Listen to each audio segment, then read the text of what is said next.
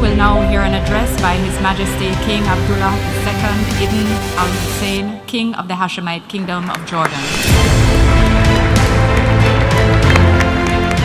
The region's contemporary crisis are outgrowths of a central grievance felt throughout the Middle East and indeed the world.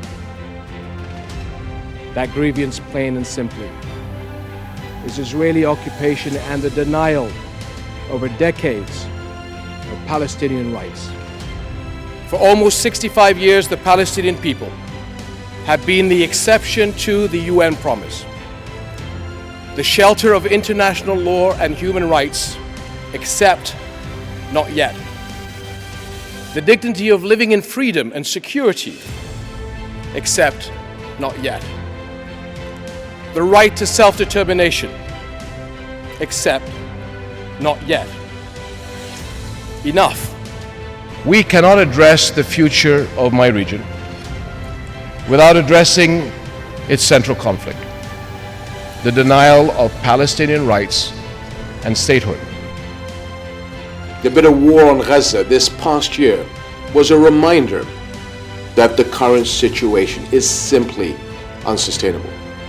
What would our world look like now if the conflict had been settled long ago? If walls had never gone up and people had been allowed to build bridges of cooperation instead? Where are we going? Without clarity on where Palestinians' future lies, it will be impossible to converge on a political solution to this conflict.